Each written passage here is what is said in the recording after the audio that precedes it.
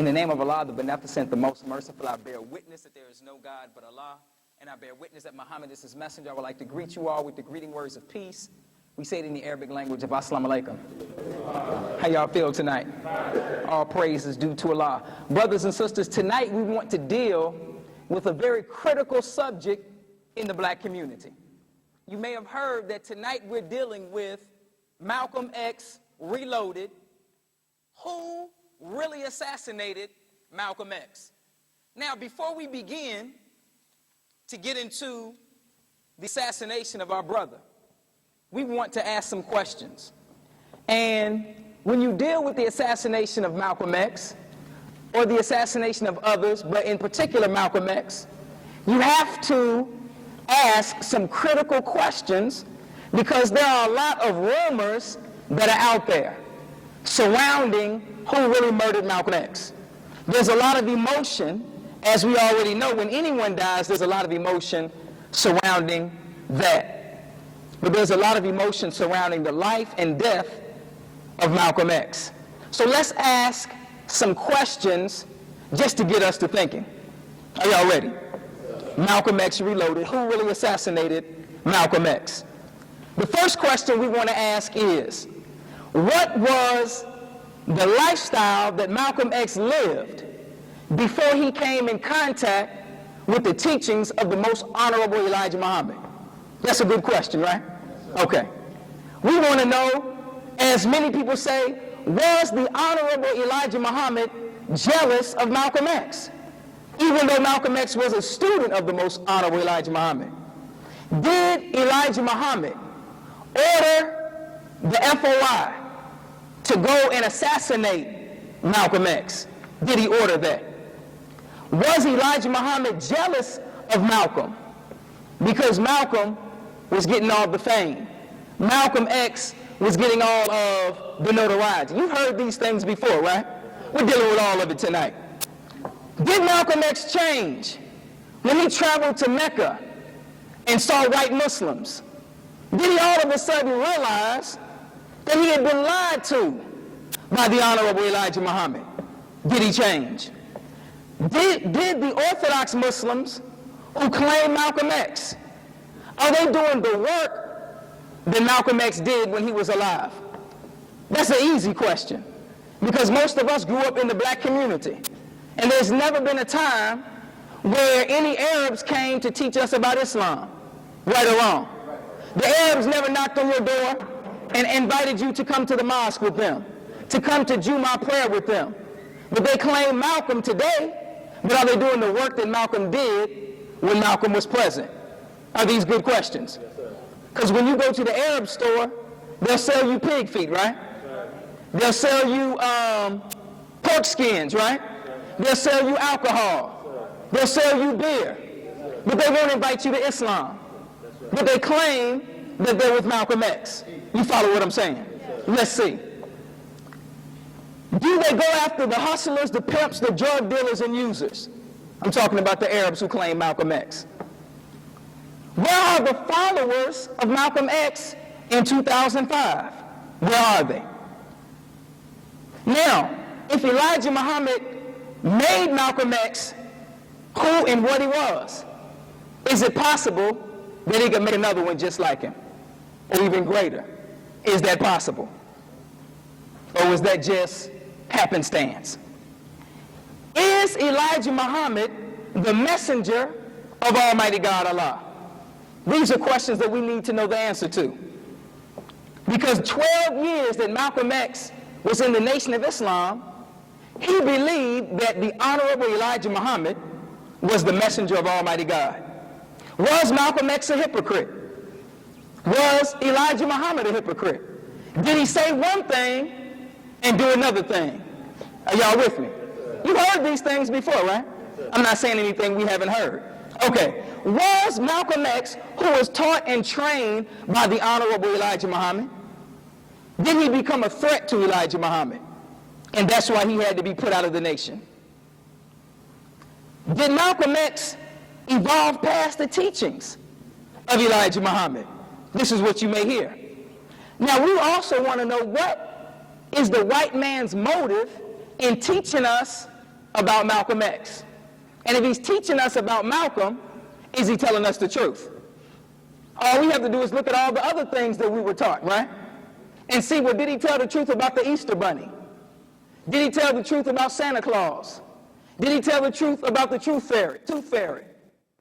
Did he tell the truth about George Washington never telling a lie? Did he tell the truth when he said that we were found in the jungles of Africa with bones in our noses? Was that the truth? So now all of a sudden, if he's telling us about Malcolm, is he telling us the truth? Was the United States government involved in the assassination of Malcolm X? Were Malcolm X's own people involved in his assassination? Was Malcolm X angry, or did he leave the nation because he found out that the Honorable Elijah Muhammad committed adultery? Did that make him say, I'm going to leave the Nation of Islam? Now, we got to think about this for just a minute. We're going to deal with it a little later, but just think about it. Raise your hand if you know who Bill Clinton is. Oh, that's almost everybody in the room. Most black people consider Bill Clinton the first black president. Did Bill Clinton cheat on his wife? Oh, I didn't hear anything. I'm going to ask again.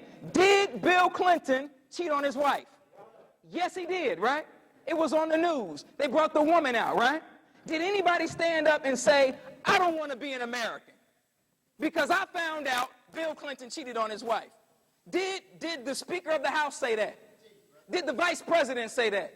Did the members of the Congress renounce their citizenship to this nation because they found out that Clinton had an extramarital affair? Did they do that? Oh, I don't think so. They still were Americans, is that right? Now, what about, what's this man's name? Thomas Jefferson. When it came out that he was having sex with his slaves, Sally Hemings, right? Nobody stood up and said, well, I no longer want to be an American. Because one of the founding fathers was having sex with a woman that he owned, right? Y'all with me? Okay. What about George Washington? We're talking about the first president of the United States. This man was the largest slave owner in this country. And you never heard a black person say, I don't want to be an American, because the founding father of this nation was the largest slave owner in the United States. Have you ever heard a black person say that? Okay. I'm just giving us some things that we want to think about. Now, y'all heard of John Kennedy, right? Some of y'all got a picture of John Kennedy at home on your wall. You got John Kennedy, Martin Luther King, and Jesus. But that's really not Jesus. It's really Michelangelo's cousin. John Kennedy, now this is a man that slept around. If you study the history of John Kennedy, the FBI taped him in a relationship with a woman named, let me get her name. I want to give you all facts tonight. That's what we're dealing with, the actual facts of who really assassinated Malcolm X. Can y'all bear with me for 1 minute? I got to put the mic down. Here it is, here it is. Okay, here we are. John Kennedy. The FBI caught him, this is before he became president. He had a relationship with a woman who was one of the good friends of Adolf Hitler. Her name was Inga Arvad. And the FBI taped him in a relationship with this woman. He was a senator at the time. But the FBI agent that was taping him, he didn't say that he didn't want to be an American, because he found out that one of the senators was involved with a woman who the FBI thought was a spy for Russia. When they found out that he was having relations with Marilyn Monroe, this is after he became president, no one said they didn't want to be an American. So we have to think that if Malcolm X says, well, Elijah Muhammad was having these extramarital affairs, and now I no longer want to be a part of the nation, do white people think like that?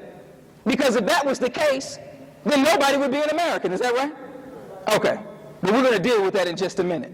Now, I want to be clear up front that the reason that I became a Muslim, a registered Muslim in the Nation of Islam, is because I read the autobiography of Malcolm X. So I don't want anyone to think that we in the Nation of Islam hate Malcolm X, because we don't hate Malcolm X. We understand that Malcolm X made mistakes, like all of us make mistakes, right? And the reason that God gives us history, the most honorable Elijah Muhammad said that of all of our studies, history is the most attractive to reward the researcher. Because when you study history, then if you learn from it, you don't make the same mistakes that people that came before you made. Are y'all following what I'm saying? See, the problem with us is we don't study history. So we end up making the same mistakes that our predecessors made. Our parents don't sit down and talk to us about what they experienced in their life. They tell us that you got to learn like I did. Isn't that what they tell you? You got to make the same mistakes I made. Well, if I'm living my whole life making the same mistakes you made, when are we going to start making progress as a people? See, in order to make progress, you must study history. Now, I'm going to give you an example of how history was able to benefit someone. I mean, it benefits all of us, but I'm going to give you this example. There is a man by the name of James Bolger. Y'all got that? His street name is Whitey Bulger, and he was a big mob boss in Boston. There's a book that you can get about his life called Black Mass, and it talks about how his relationship with the FBI allowed him to be the biggest mob boss in all of Boston. But he went to jail as a teenager, right? And as a teenager in jail, he studied the history of all of the generals, all of the mob bosses, all of the leaders that he could find, and he studied their history so that when he got out, he would not make the same mistakes that they made. Now, right now, he's on the FBI's top 10 of the most wanted.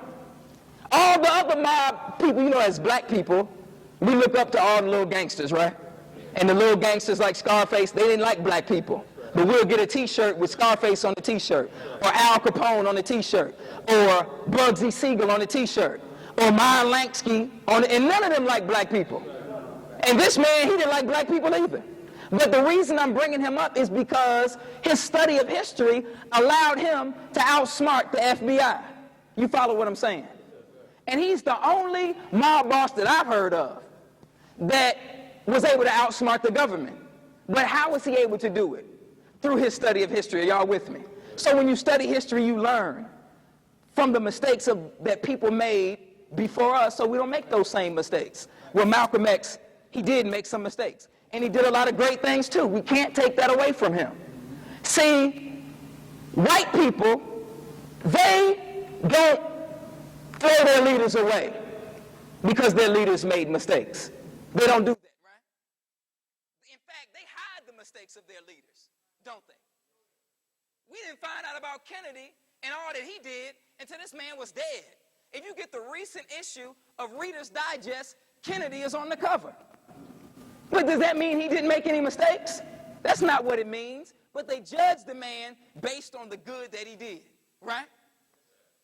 George Washington was a slave owner. But does that stop them from putting him on a dollar bill? That didn't stop him, did it? Okay, y'all understand the point, right? So now, some of you are saying, well, you know, I like y'all Muslims, but see, my problem is, or the problem with the Muslims is, you know, I can't be following no man. You know? See, y'all believe in Elijah Muhammad. Y'all just a bunch of followers. Y'all brainwashed, right? That's what they say. Now, let's ask some questions. Who are we really following? Now, you turn on the television and you watch the NBA, right? And you see all these people with tattoos all over their body. Who are they following? I want to know. There was a time where black people didn't get tattoos. But now, we got tattoos on our forehead. Tattoos all over the body. We'll take any questions at the end, brother. Tattoos all over our body, right? Right or wrong? What kind of sense does that make? Now, if I came and put some smooth graffiti on your house, would you be like, oh, man, brother, hook my house up and put some smooth graffiti all over my house? Man, it's tight. Would that impress you? Or would you call the police? You probably would call the police. Well, this is the house of God. Now, we got nose rings, eye rings, earrings all the way around the ear, tongue rings, navel rings, right? Rings in places that I can't say here. But you know what I'm talking about. Am I right or wrong? Who are we following? Now, we got perm, right? Men and women, right? Blue eyes, contacts, blonde hair, extensions, right? Today, we idolize being pimps, right or wrong. Who are we following? We got songs that are just made for pimps, right? I don't know what you heard about me. I can't say the word, but I'm a PIMP, right? We got songs about being hustlers, right? You heard the song. Okay, y'all looking at me like y'all didn't hear the song. You heard the Cassidy song. I'm a hustler. I'm a hustler, right? Okay. So my point is, you follow somebody. What's your last name? Is it Jones, Johnson, Smith, Washington, Jackson? And many of us are proud of those names. But we're following somebody. That's not the name of God. That's the name of the slave master that he imposed on you. Is that right? So now, if you look at it, everywhere in the world, black people are on bottom. Everywhere you go on the planet Earth. What's going to raise black people up to the top? You look at communism. You go to a communist country. The communists appeal to black people, but you go to a communist country, black people are on the bottom. Right? Everywhere in the world. You go to a socialist country, like Libya. There's racism in Libya. It's not as much here. No place matches America. But there's racism there. There's racism in socialist countries, and black people are on the bottom in socialism.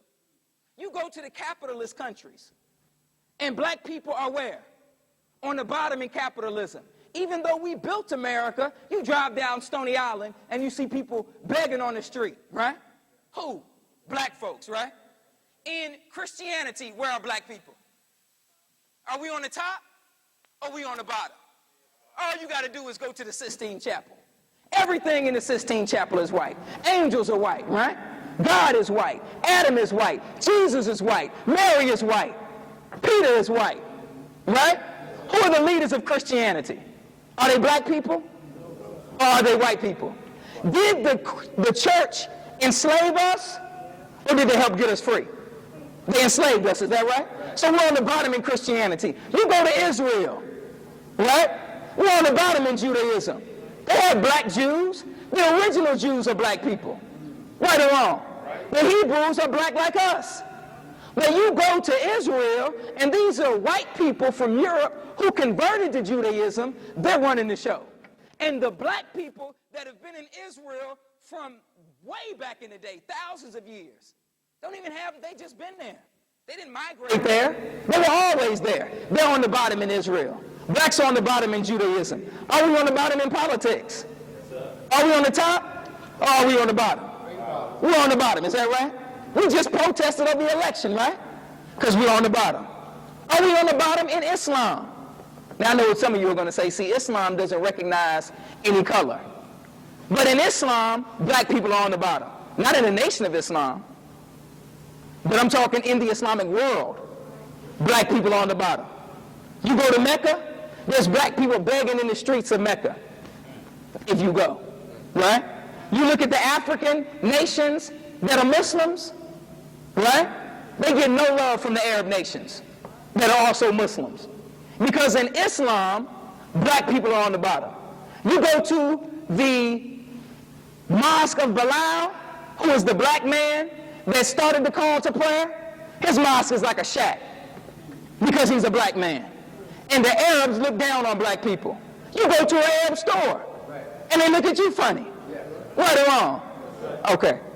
Now, what about entertainment? Y'all saw the movie Monsters Ball, right? Y'all saw the scene with Halle Berry and the white man, right? Now, I want you to just ask yourself this question.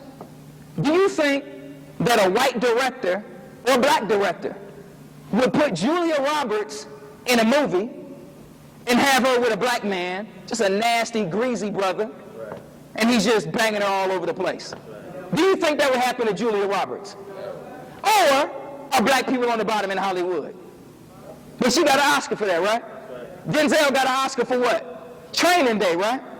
He didn't get an Oscar for Malcolm X. He didn't get an Oscar for Hurricane, right? But he got an Oscar for Training Day because they want to tell us what? Black people on the bottom. Well, you may be saying, well, see, that's what I'm talking about. That's where we got to get involved in rap, because in rap music, man, we at the top, man. You know what I'm saying? We running it. Are we really? Have you ever heard of Lyle Cohen before? Have you ever heard of Jimmy Iovine before? They're white men, and they run rap music. And they just had the black people out front. Every week it's another beef. The rapper gets shot, they make millions. Right? Okay. So my point is, black people are on the bottom. Who's going to raise the black man to the top? If you study the life of Malcolm X, where was Malcolm X? Was he on the top, or was he on the bottom? What was he doing before he met the most honorable Elijah Muhammad? What was he doing? He was doing like what most of us do, right? We know that he dropped out of school in the 8th grade because his teacher told him that he could never be a lawyer, that he was good with his hands, so he should be a carpenter. So he dropped out of school like some of us, right? Then he turned to a what? He turned to a life of crime. Now Malcolm was a real pimp. See, today we're just fake pimps. We think a pimp is a man that got 3 or 4 girlfriends. That's not a pimp. That's a womanizer. A pimp is a man that owns women and sells those women to other men so they can have sex with them, and then those women bring the money back to the pimp. They get nothing. That's what a pimp is. That's when, and she don't have the money. You already know what happens, right? You've seen enough movies to know that, right? Okay. Now, that's what Malcolm X was. He was a real pimp, selling black women from Harlem to white men so they can have sex with them. He was a robber. He broke in people's houses, sometimes while they were in the house, and robbed them blind. Is that right? He was a stick-up man. He was a numbers runner. Y'all know what a numbers runner is? That's before the mob made gambling legal. They had numbers. You go through the black community and you ask them, well, what's your number, right? And she may say, well, I was born on June 3rd, so my number is going to be 603. Y'all got that? She may say, well, I weigh 125 pounds, so my number is going to be 125, right? He may say, well, I live on 3312 East End, so my number is 3312. And he gets all the numbers and the money, right, from everybody who wants to gamble. Then the mob boss picks a number, and if somebody wins, they get some money. The mob boss gets the rest of the money. Everybody else loses. But now gambling is legal, right? But that's what Malcolm X was. So he was involved in the life of crime. He got arrested, went to jail. What nickname did the people give him in jail? Red. No, that was his street name. Street name was Detroit Red, right? Or Red. He had never heard the teachings of the most honorable Elijah Muhammad. When he went to jail, the prisoners, the convicts, the rapists, the bank robbers, the murderers, the pedophiles, those are the ones that gave him another nickname. And that nickname was Satan. Is that right? Now you got to be a bad man if you come off the street and you were already bad on the street. Then you go to jail, right? And the murderers, the pimps, the gangbangers, drug dealers, hustlers, rapists, pedophiles, serial killers. Y'all got me? They give you the nickname of Satan. You got to be a bad man. See, the most honorable Elijah Muhammad's teachings did not convert Detroit Red. The most honorable Elijah Muhammad's teachings went into prison and converted who? Converted Satan. And made him a what? Made him a Muslim. Y'all got that? Now, we want to know, was Elijah Muhammad the messenger of God? Because the only way you can properly understand the most honorable Elijah Muhammad is if you understand his relationship to Almighty God Allah. He never said that he was a black leader. Never said that, right? He never said that he was a social reformer. Never said that. He always said that he was what? The messenger of Allah, right? So if he's the messenger of Allah, then you have to judge him by what's in this book, the Holy Quran, and what's in the Bible. So let's see. What does the Holy Quran say? Are y'all with me? Do black people need somebody from God, first of all? Is our condition so bad that we need someone to come from God to heal us? See, as black people, we have collective low self-esteem. We always can believe that God sent somebody to the Jews, right? That God sent somebody to the Asians, right? That God sent someone to the whites and to the Native Americans, but it's hard for us to believe that God sent somebody to us. What does the Holy Quran say? Everybody with me? What does the Holy Quran say?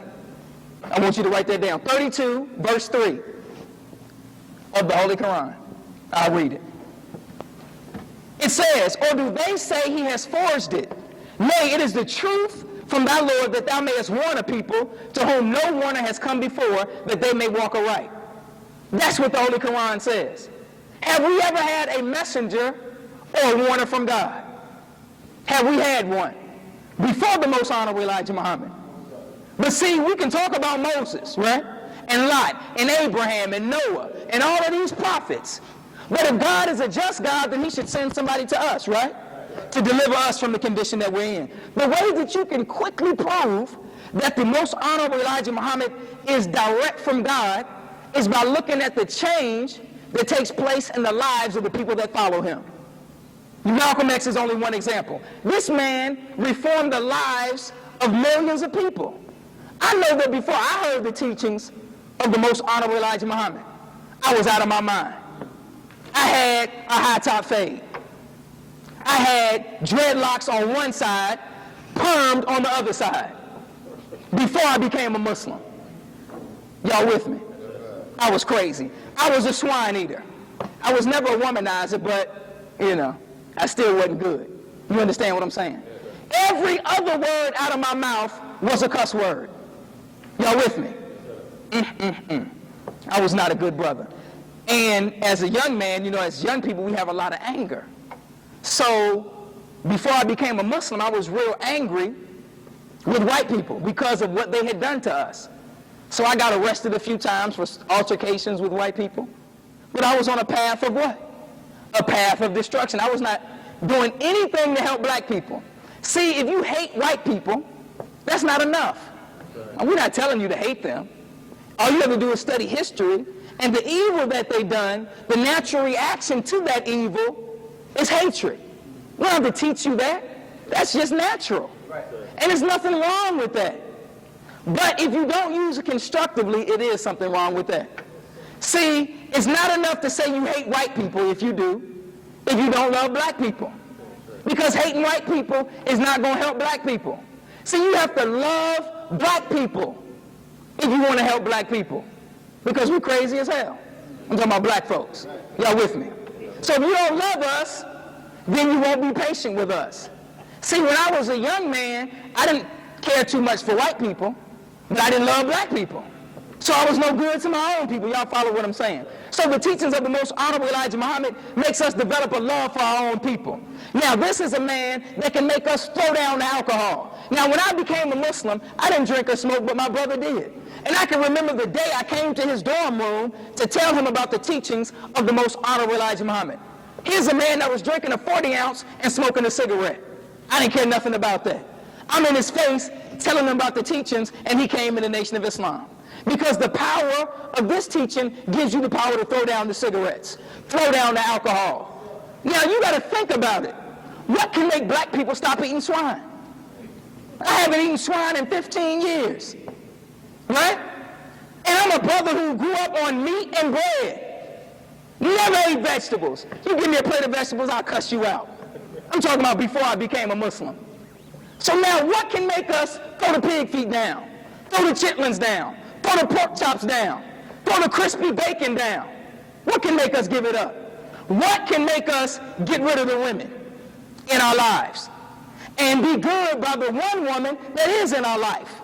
Now I'm going to tell you something about myself when I first became a Muslim. Because see, we make the mistake of thinking that the only person who got changed by the teachings of the most honorable Elijah Muhammad was Malcolm X, and that's not true.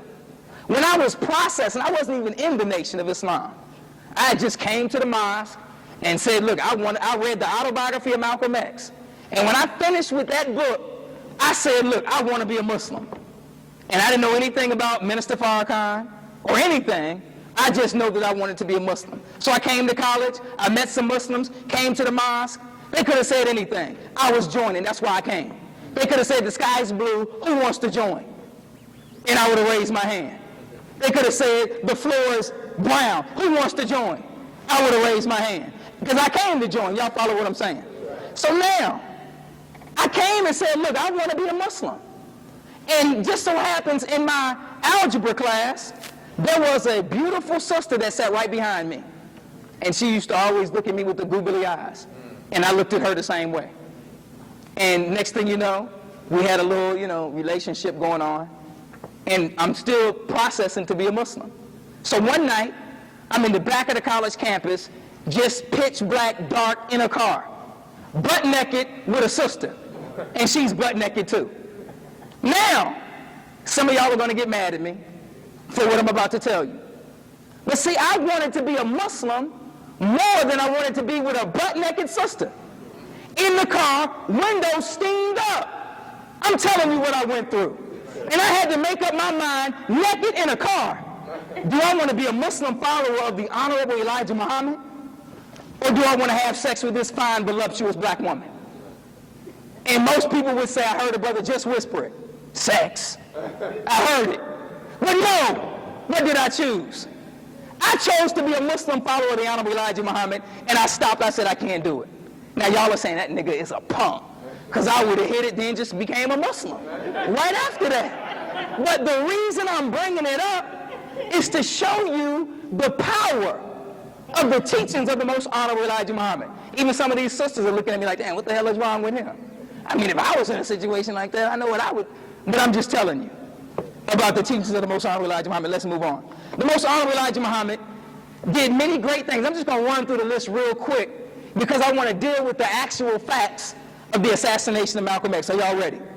He opened up 42 Muhammad University of Islam's independent education for black people. Is that right?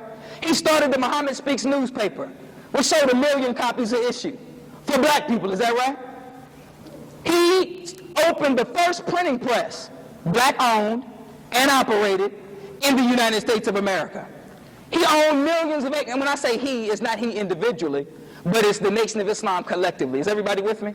So, we own millions of acres of farmland under his leadership. And from the farmland, he had a fleet of 18-wheeler trucks. Like Walmart has a fleet, right? Like Sears has a fleet, to ship the food from the farms that we own as black people to the grocery stores that we own. He opened up a chain of grocery stores for black people. Y'all got that?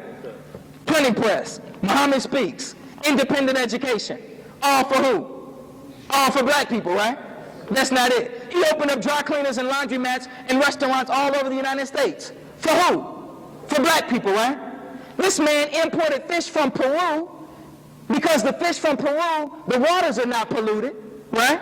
So that he could sell black people clean fish. And under his leadership, the Nation of Islam was the #1 fish importer. If you drive down Stony Island and go to 69th and Stony, that gray building was the bank that the Honorable Elijah Muhammad opened for who? For black people. Gave us loans at low interest rates. That was the black-owned bank. He opened a shipping line because he brought in products from Japan, household products, sold them to black people at lower prices so we could save that money and use that money to improve our standard of living. You heard of Sam Walton, or you heard of Walmart. You heard of Walmart, right? It started by Sam Walton. Sam's Club, right? He got that idea from the Honorable Elijah Muhammad. He's the man that opened up the warehouse first, and then let people come in the warehouse and buy their products at a cheaper price from products that he imported from Japan. Is everybody with me? He owned real estate all over the country. Houses, apartment complexes, sold it to black people at lower prices, rented it to black people at lower prices so black people could save money. Y'all with me? Here's a man that was going to open up a hospital for black people. Y'all know what the South Shore Cultural Center is, right? He gave the city of Chicago $1 million and was going to turn it into a college. For who? For black people. But the city gave him his money back and said, no, thank you. Then he said, we'll do him one better. He said, I'll just buy the whole south side of Chicago. Now, I want you to think about this. The leaders of today, other than the Honorable Louis Farrakhan, don't even think like this. What leader said, look, I'm just going to buy the whole south side of a city for black people? None of them, right? But I just want to get you acquainted with the greatness of this man so that you can see that for him to do that, he had to be backed by Almighty God Allah. Now, a lot of people like to charge the most honorable Elijah Muhammad with a lot of wrongdoing. They say, well, the reason that Malcolm X left the Nation of Islam is because Elijah Muhammad was jealous of him. Why would Elijah Muhammad be jealous of a man that he made? Are y'all with me? See, you have to understand the strategy of the most honorable Elijah Muhammad. All of those businesses I just named. See, the most honorable Elijah Muhammad needed somebody to be out front, handling the press, handling the various mosques all across the nation, so that he could do what? So he could use his time and his energy to build a nation for black people. Are y'all following what I'm saying? So he was using Malcolm X in that capacity, because as he was developing the businesses for the nation, he had Malcolm X out front representing the nation. But where did he get the wisdom from? He got it from the most honorable Elijah Muhammad. I want to read to you a letter, not the whole letter, just the first paragraph, that Malcolm X wrote to the most honorable Elijah Muhammad in 1959. He says, "Dear Holy Apostle, I do not like to burden you with personal troubles of my own, but I feel obligated to you to enclose the facts that are contained in this letter. It is you, thanks to Allah, who made me what I am today, and I owe my life and my entire being to you, even though I know all praise is due to Allah." Malcolm X at that time was under no illusion of how he became who he was. The teachings of the most honorable Elijah Muhammad made him into a world leader. Now you have to keep in mind that this is a man that got out of jail from being in there for 7 years, 7 months, and 7 days, right? And it wasn't, I know some of y'all watched the movie, there wasn't a person in jail that introduced him to the teachings of the most honorable Elijah Muhammad. His brother had become a Muslim, his blood brother. And his brother came to him in prison and told him about the teachings of the most honorable Elijah Muhammad. Said, "I can get you out of jail if you stop eating pork." Notice that's the first thing he told him. Stop eating pork. Some of y'all may need to stop eating pork. We'll talk about that on another night. And so Malcolm eventually did what? Accepted the teachings, became a model prisoner, right? He got out of jail and was an ex-con. Now, if you've ever been to jail on a felony and you got out, then you know nobody's going to hire you, right or wrong. Right. You know that you're not going to become the president of the SCLC as an ex-con. You know that you can't even run for political office, right? Being an ex-con. You know that the NAACP is not going to accept you as an ex-con. You know the Urban League is not going to take you and make you a world leader, and you went to jail on a robbery charge. They're not going to do that, is that right? So now, the most honorable Elijah Muhammad brought this man out of prison, right? And made him into a world leader. Malcolm X went all over the world, representing the Nation of Islam. See, people say, well, when he went to Mecca, he found out that there were white Muslims. And that's why he left the Nation of Islam. Because Elijah Muhammad said that the white man was the devil, right? And he couldn't be a Muslim. But he went to Mecca and he saw white Muslims. You heard that before, right? But see, what they don't tell you is Malcolm went to Mecca in 1959 as a representative of the most honorable Elijah Muhammad. He had already gone throughout the whole Middle East and met a lot of white Muslims. In fact, when he came back from the Middle East, he had a slideshow in New York where he was the minister. And he showed them how there was racism even in the Middle East. Because there's racism there now, and there was racism there then. Are y'all with me? See, the only person that wants us is the most honorable Elijah Muhammad. The Orthodox Muslims, the Arab Muslims don't want you. They want you if you come here and say you're a Muslim first, then you meet them, yeah, then they'll accept you. But they don't want you as a gangbanger. They don't want you as a drug dealer. The church don't want you. You going to church throwing up the GD sign, talking about GD. They don't want you. Talking about we four corner hustlers, right? Talking about I just got out of prison on a triple homicide. The church don't want you. The white Christians, they don't want you. But if you become a Muslim, now they want you. You understand what I'm saying? They talk about how we got to win the people back because all these black men are becoming Muslims. But before, did they want you? They didn't want you before. The most honorable Elijah Muhammad is the only one that wanted us. So we accepted Malcolm X straight out of prison, made him the minister in New York, right? And see, we can't take away any of the work that Malcolm X did while he was in the Nation of Islam. I'm going to read to you a verse out of the Holy Quran. We're talking about the Holy Quran, chapter 9, verse 120. Y'all got that? Write it down. Holy Quran, chapter 9, verse 120. It says, surely Allah waste not the reward of the doers of good. So as Muslims today, we can't take anything away from Malcolm X. What did he do when he was in the Nation of Islam? He used to write a column in the Pittsburgh Courier representing the most honorable Elijah Muhammad, called God's Angry Men. This man was instrumental in starting the newspaper Muhammad Speaks, which is now called The Final Call. Y'all got that? This man opened mosques for the honorable Elijah Muhammad all over the country. We're talking about Malcolm X. He headed one of the best mosques, which was in New York City, right? Mosque number 7. Now, some of you may have met a brother before, or sister, and they invited you out to the mosque. You saw them out on the street, and they said, hey, just come to the mosque. We want you to come here, such and such, so-and-so. Right? You know who started that? Malcolm X started that.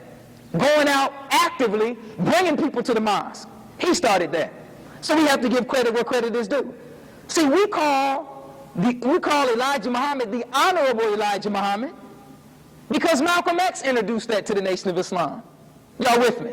Now, some of y'all may say, why he got to be honorable? But we don't say that when the judge who was locking us away for 20 years, the honorable white racist judge, will you please stand? And if you don't stand, you're in contempt of court, right or wrong. We don't protest when they're called honorable. But here's a man that changed the lives of millions of people. He's very honorable. Now, he went all over the country representing the Nation of Islam on television and on radio. So we can't take away the work of Malcolm X. But we want to know, why did Malcolm X leave the Nation of Islam? That's what we want to know. Is that right?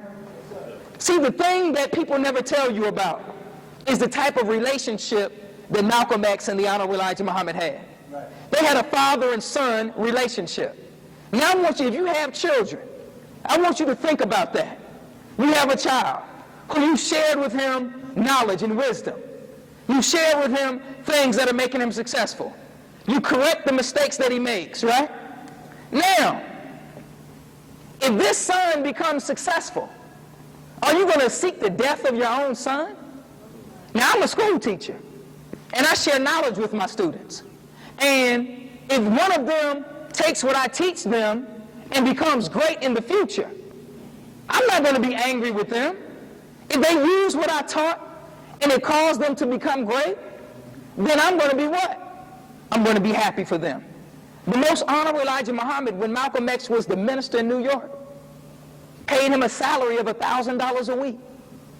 Now, most of us in this room don't get paid $1,000 a week right now. We're talking about in the 1950s when $1,000 was real money. You don't get paid $1,000. You might, some of y'all.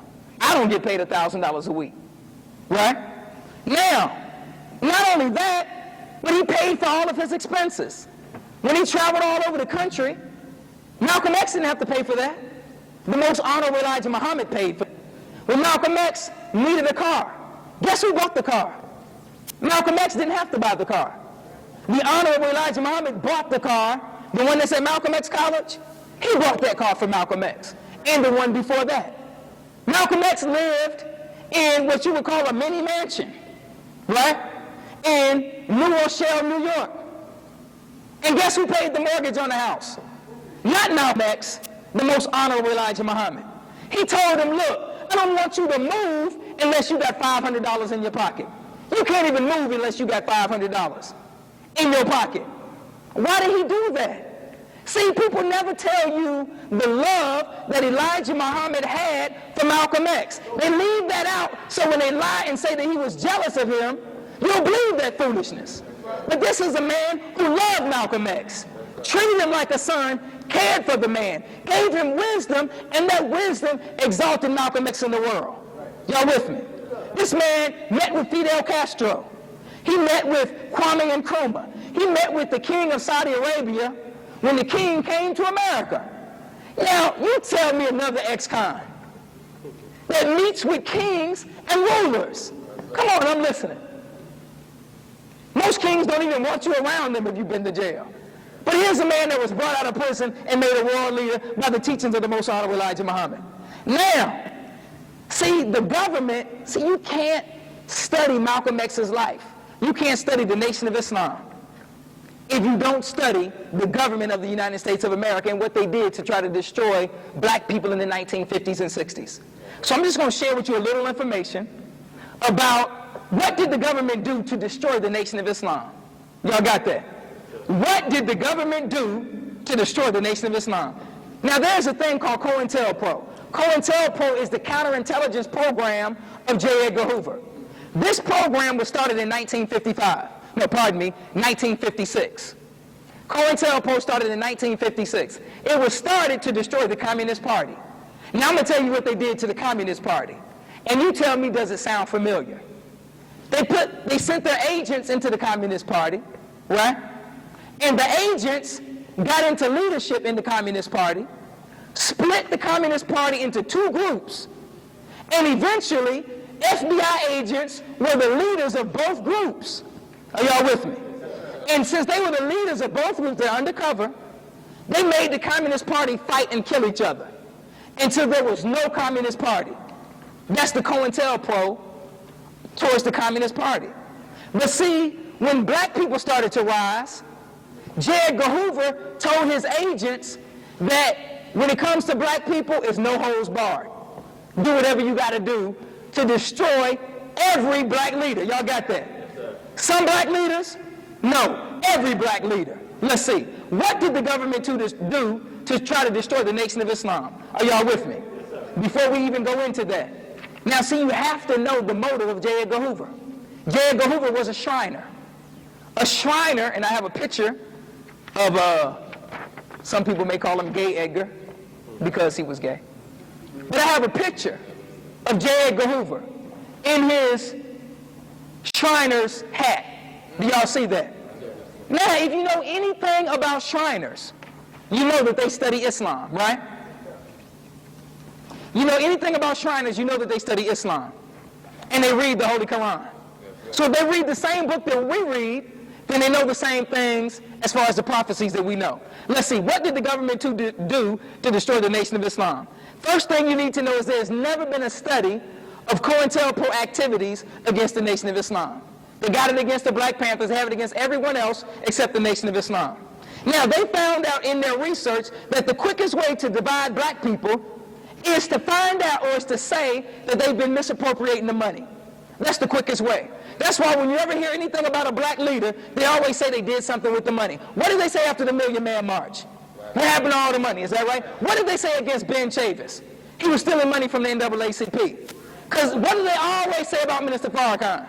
Oh, he live in that big old mansion and y'all poor, right? They always use money because they know most black people are poor. But they found out that's the quickest way that we'll leave our leaders. Now, I'm going to give you some examples of what they did to the Nation of Islam. Now, in the city of Dallas, at that time in the 60s, there was no official minister there. So the minister in Houston had to travel to Dallas to do the meetings. Y'all follow what I'm saying? One Sunday he's in Houston, the next Sunday he's in Dallas. So the FBI started the rumor that in Houston they said, oh, he got a woman in Dallas. That's why he leave every other Sunday.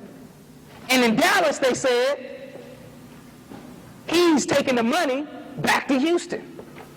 Y'all follow what I'm saying? And they eventually divided both of those mosques. You understand what I'm saying? With rumors. That's why when you come into the Nation of Islam, we don't spread rumors.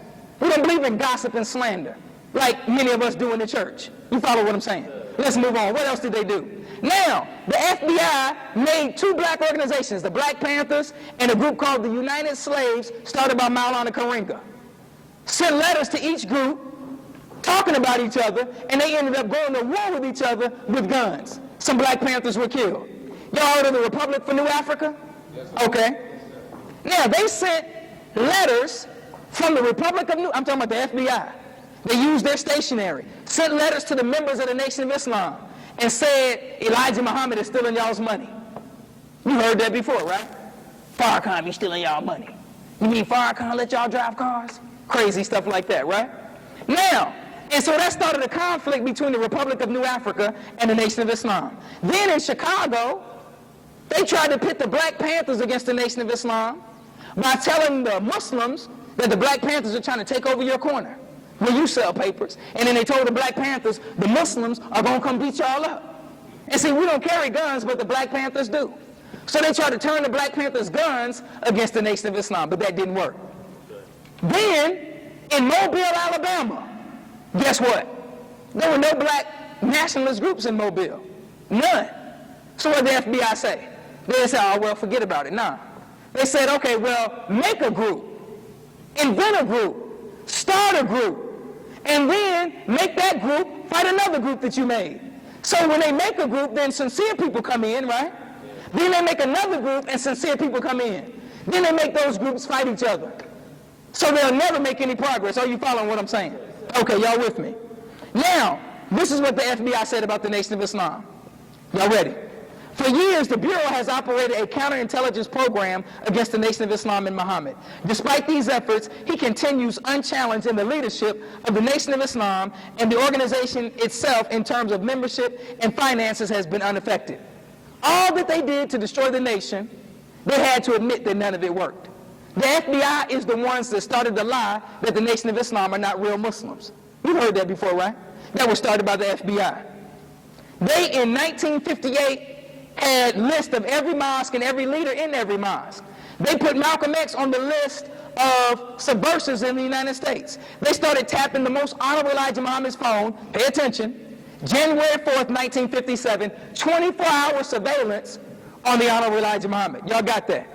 So now, in 1959, that's when they decided that they must destroy the Nation of Islam. In 1959, I'm moving quickly. So they planted stories in the white newspapers about the Nation of Islam. Now, many newspapers agreed to work with the FBI, and the FBI would write the news article just like they do today, pass it on to the newspaper, and the newspaper would print the article as if that newspaper researched it and wrote it. Now, here are the newspapers that were working for the FBI. The Chicago Tribune, Jet and Ebony. Did y'all hear that? Jet and Ebony.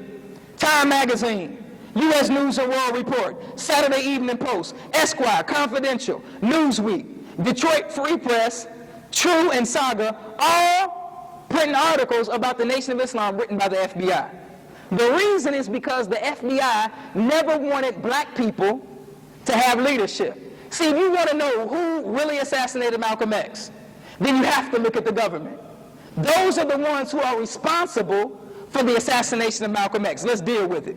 Y'all ready to deal with it? Now, in 1963, Kennedy was assassinated, right? November 22nd, 1963. The Honorable Elijah Muhammad sends letters out to all of his ministers, make no mention of the assassination of the president, right? December 1st, 8 days later, the Most Honorable Elijah Muhammad told Malcolm X to cancel the program on December 1st. Malcolm X begged the Honorable Elijah Muhammad, said, can we still do it? We paid for the auditorium. We paid to put out the flyers. Can we still have it? He said yes, but make no mention of the assassination of the president. Malcolm X comes to the speech, does the speech. At the end, a reporter asked him the question, what do you think about the assassination of Kennedy? He said, chickens coming home to roost never made me sad. Chickens coming home to roost always made me glad. Is that right? Yes, and then the white press took it and put it all over the world, right? Now, some of you will say, well, see, y'all believe that they devils anyway. Why would you care that he said something about Kennedy, even though what he said was true? Why do we care? Because we have Muslim women that may have to walk home from work or catch the bus, right? We have children that are going home from school. We have innocent people who know nothing about Malcolm's comment, but who may suffer as a result of Malcolm's comment. Because people love Kennedy. And if you come out saying, oh, I'm glad he died, then you and people who you represent will suffer, right? And may be killed as a result. Y'all remember when the Twin Towers got knocked down? How they start just beating up Arabs, right or wrong. Because they thought that the people that did it were Arabs, so they took it out on Arabs. See, the most honorable Elijah Muhammad is a wise man. He said, make no mention of the president's death, because he knew that that would incite the black people's anger and white people's anger towards the Nation of Islam. And innocent people could lose their life. But Malcolm X made the comment. And the honorable Elijah Muhammad silenced him for 90 days, right? If you read the FBI file, they say that now that he's been silenced, that they had another plan to split Elijah Muhammad and Malcolm X. They don't say what the plan was, but we know that their plan was effective. Is that right? So now, let's look at it. The government engineered the split between the Honorable Elijah Muhammad and Malcolm X. They say, well, they found out that Elijah Muhammad had all these wives, right? And Malcolm X said, well, Elijah Muhammad is not the man who I thought he was, because I found out that he had all these girlfriends or wives, right? Now, let's deal with it. Was the Honorable Elijah Muhammad an immoral man? Was he sleeping around? And then when Malcolm X found out, then Malcolm X said, I can't be with this man no more. Because he said one thing, but he did the other thing. Is that right? Now, I want you to think with me. Now remember, you have to judge the Honorable Elijah Muhammad by what's in this book. Right? The Holy Quran. He is the messenger of God. Every man of God, all of them. Well, not everyone, not Jesus.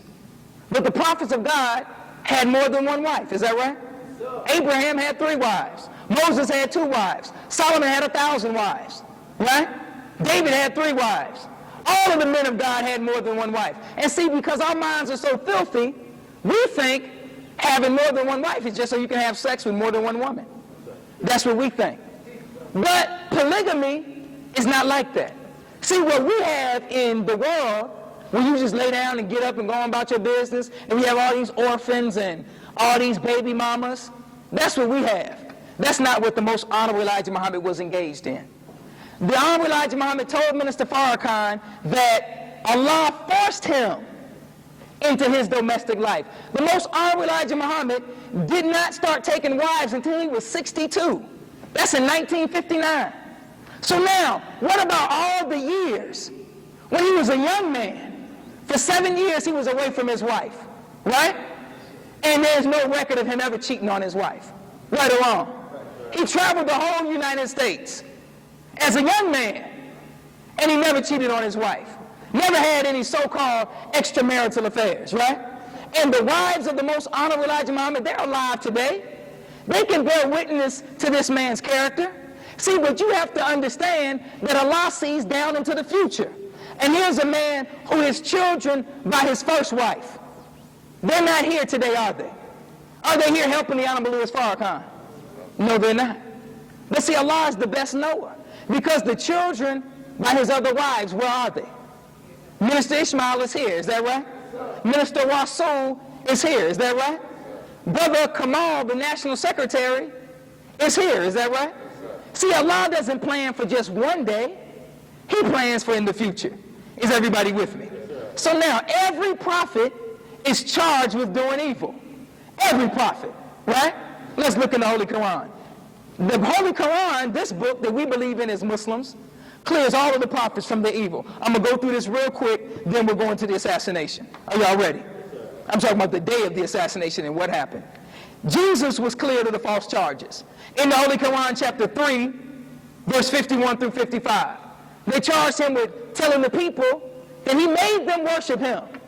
And God cleared some of those false charges. Is that right? Then you turn to the 12th chapter of the Holy Quran. And Joseph was charged with trying to sleep with the wife of the Egyptian, right? And Joseph is cleared in the chapter 12, verse 50 through 57. Cleared of the false charges. David is charged with committing adultery. But in the Holy Quran, chapter 38, verse 24. Y'all got that? 38, verse 24. David is cleared of the false charge of committing adultery. Solomon, in the 2nd surah, or chapter, the 102nd verse, he was charged with worshiping false gods, but he's cleared of the charges. Aaron was charged with leading the people astray, into worshiping the golden calf. But in the 20th chapter and the 90th verse of the Holy Quran, he was cleared of those charges. Moses, in 33 verse 69, is cleared of the false charges. Prophet Muhammad, in chapter 7 verse 200, y'all got that? 7 verse 200, cleared of the false charges. So now, if all of the prophets were charged with doing something evil and wrong, do you think the most honorable Elijah Muhammad is any different? Is he going to be charged? They're a sign of him. Do you understand what I'm saying? So let's look at the assassination of Malcolm X. Now, Malcolm X said that he would no longer blame the Muslims when his house was firebombed in New York. His house was firebombed 7 days before he was assassinated. Now, what they always show you on the news is him coming out the house saying, you know who did this. It was the Muslims that did it, right? That was the night that his house got firebombed, right? But then the New York police tried to blame Malcolm for firebombing his own house. Now, I want you to keep in mind, he's living in a house that the Nation of Islam was paying the mortgage on, right? So why would we firebomb a house that we were paying for? So the New York police charged Malcolm with firebombing his own house because they said a Molotov cocktail was on the dresser. But the neighbors said that the police brought it in and put it on the dresser because they came in to get clothes for the children and there was no cocktail there. They saw him bringing one in. Y'all got that? So Malcolm X found that out later, and I'm going to read to you his exact words of what he said. Y'all with me? He said, the more I keep thinking about this thing, the things that have been happening lately, I'm not sure it's the black Muslims. I know what they can do and what they can't. They can't do some of the things, some of the stuff recently going on. I think I'm going to quit saying it's the Muslims.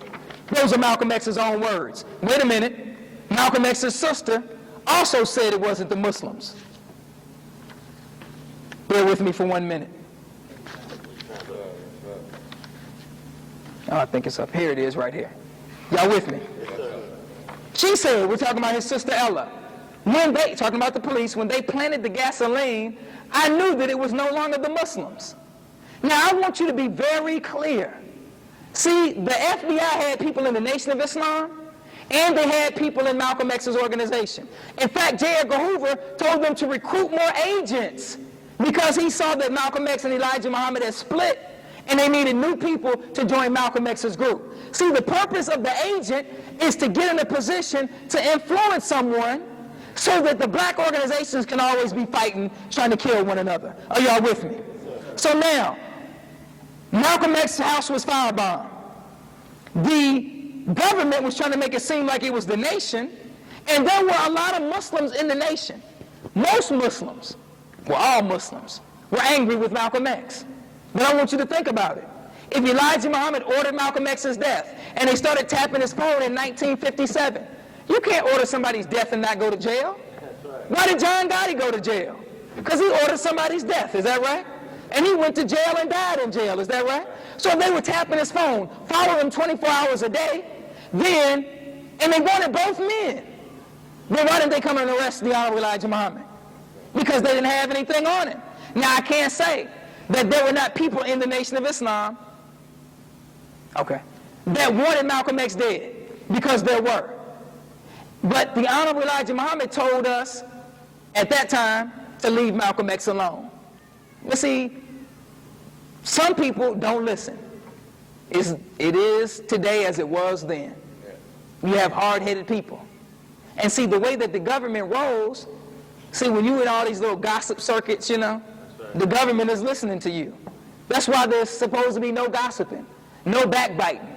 You say, well, see, if it's true, if the nigga did it, then shoot, what's wrong with just telling the truth? And that's true, if it is true, right? There's nothing wrong with truth, but truth spoken out of season bears no fruit. And if this brother cheated on his wife, let's say, and I'm telling you, and you can't do nothing about it, why am I telling you? See, so the FBI would be among people in the Nation and Malcolm's group saying, man, you know, that nigga, you know, what he's saying about Elijah Muhammad ain't right. Somebody should deal with him. And then if the brother is gullible, he's like, what? Y'all saw M2D, right? Y'all saw Belly, right? Okay, he's like, what? Well, yeah, I think you're right. We should deal with him. Well, why don't you come with me so we can deal with him? Because what he's saying about Elijah ain't right. And then you got people among Malcolm's group saying, the way Elijah did you was wrong. You did all that. You built the whole nation by yourself, right? You read the dictionary and became a world leader. And look at how he treated you, right? So now, this is what the FBI is doing behind the scenes. Y'all with me? So Malcolm said he would no longer blame the Muslims.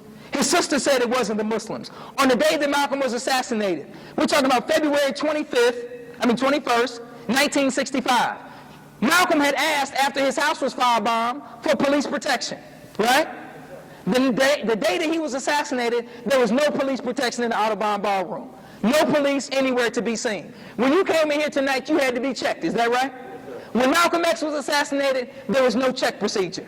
Because some slick government agent told Malcolm X, look, you're offending those people when you check them. That's offensive. It reminds them of Elijah Muhammad. And guess what was the first day Malcolm stopped checking people in the Audubon ballroom? The first day was February 21st. All before then, Malcolm still checked people. But on the day that he said he would no longer search, that's the day that they came in with the guns. That should let you know that there was someone among his group working for the government, right? So there's no check procedure. Now, Malcolm X's chief security guard, his name is Gene X. Roberts. Chief security. He was an undercover agent for the New York Police Department. They had a boss group, Bureau of Special Services. So this man is Malcolm's chief security guard. Right before Malcolm comes to the rostrum, he signals to be relieved from his post. Y'all with me? Now, the day of the assassination, the press usually sits on the front row, right? Anytime there's a meeting, the press sits on the front row because they may have questions or whatever, right? But on February 21st, the press was on Malcolm's right, and what should be their left, your left. Y'all with me? They put the press on the side. Y'all got that? And it left the front row clear because the two men had to get into the argument, right? Okay. So now, no one got checked. Press is put on the side. Did Elijah Muhammad do that? Did he call the press and say, look, sit on the side today? Did he call and say, look, don't check today? Did Elijah Muhammad do that? When Malcolm X went to France and they said, we can't let you in because you're going to be assassinated? Did Elijah Muhammad call France? When he went to Egypt and they poisoned him in Egypt, did Elijah Muhammad call him in Egypt and say, look, put some poison in this food? Or was that the FBI and the CIA? Are y'all with me? So now the press is on the side. The man stands up. Get your hand out of my pocket, which was a diversion. Now, the two men that were on Malcolm left Malcolm.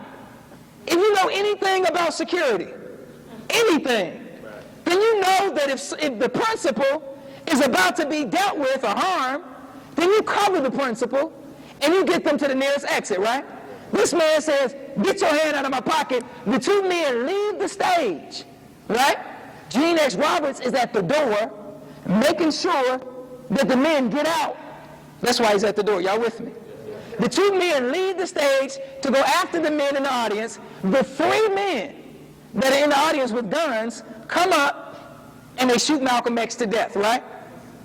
Then all five men run out. Now someone told Malcolm X's people not to carry any guns that day. But Reuben X. Francis, he had his gun. He brought his, right? And he shot, what's his name? Talmadge Hayer, who was caught on the scene. He shot him in the foot, right? His accomplice was right in front of him, running out. The crowd caught him, and they caught Talmadge Hayer. Y'all got me? Two men were caught. You say, no. If two, then why didn't they say that? I got the microfilm right here from the New York Daily News. And I'm going to read to you what y'all with me? The New York Daily News said on February 21st, 1965. You can go get the microfilm yourself from the library. The New York Times said the same thing. Where is it? Hold on one second. We're almost done.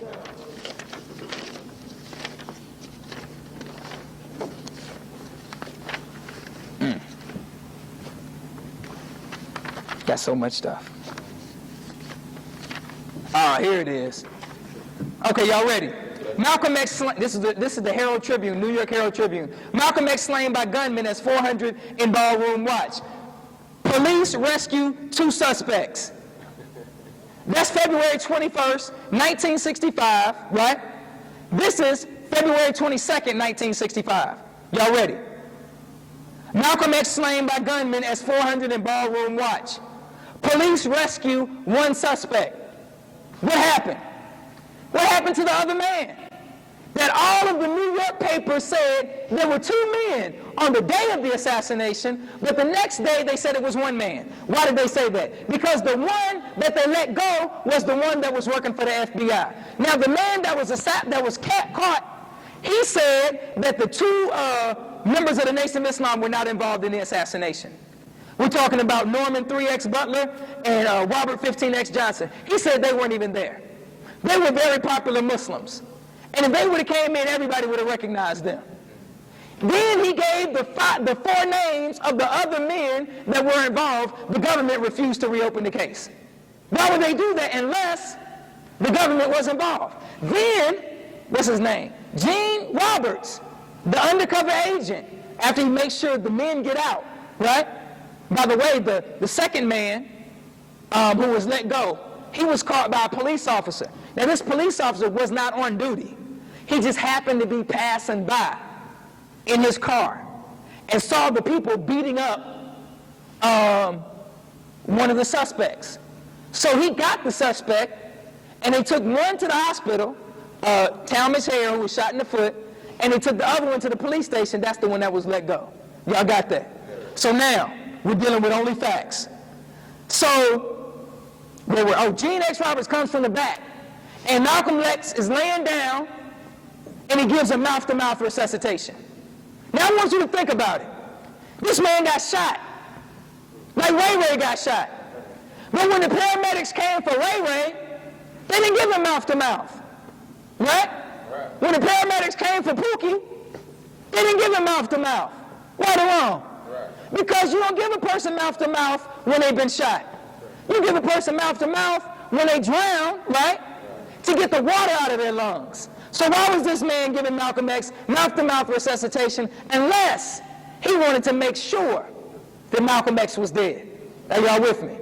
Now, there's a man who was over the CIA. His name is Colonel Fletcher Powtry. He said that whenever there's an assassination, the most important part of the story is the cover story. The story that comes out in the press, because that story covers the real story. You understand what I'm saying? Now this is the man who was the head of the CIA. The most important part of an assassination, he says, is the cover story, because that story covers the real story.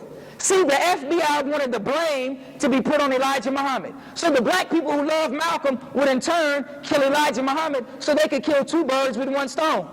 This man was a Shriner. That means he studied 35 to 50 years and he studied Islam. So he knew exactly what he was doing. Y'all follow what I'm saying? Now, Malcolm X was killed. They put the blame on Elijah Muhammad. Let me make sure I covered everything. The 2 men that were arrested, they just fit the description. 2 black men. They could arrest any 2 black men. So they got 2 black Muslims so they could blame Elijah for the assassination. But they couldn't bring any concrete proof that he had anything to do with it. So now, what lessons can we learn from the assassination of Malcolm X? Are there any lessons? Now, I'm going to give you a quote from a man that's been studying the assassination of Malcolm X for the last 10 years, and we're wrapping it up.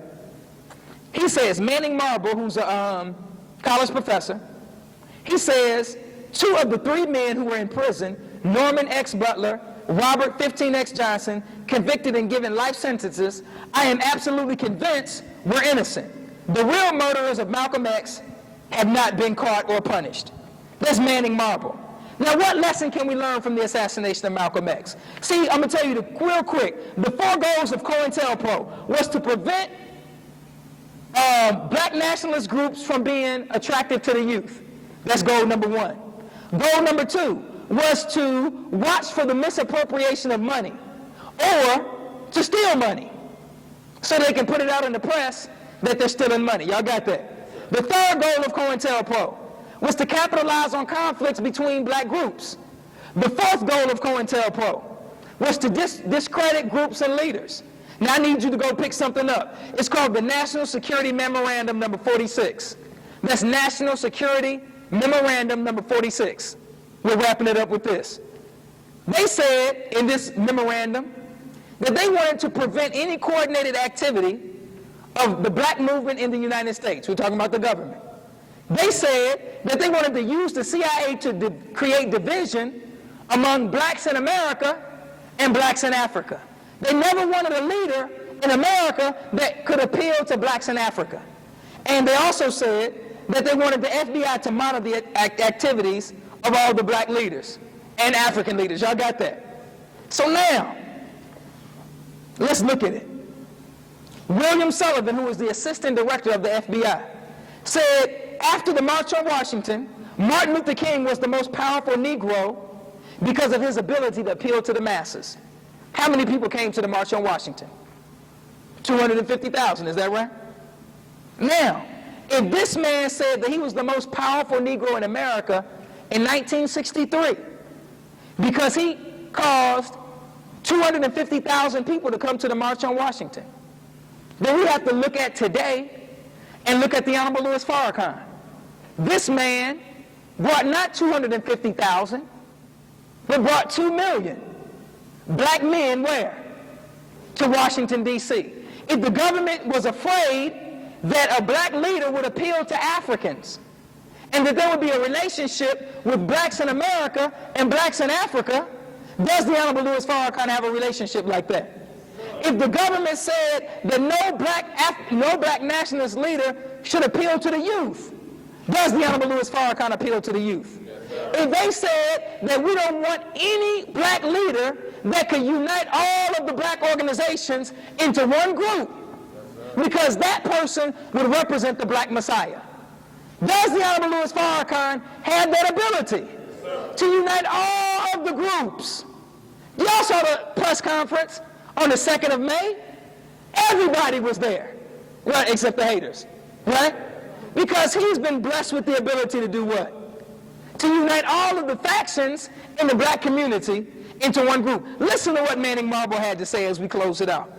I think that Malcolm was envisioning, even while he was in the Nation of Islam, a black nationalist progressive strategy towards uniting black people across ideological, class lines, denominational, religious lines, Christians as well as Muslims, to build a strong movement for the justice and empowerment of black people.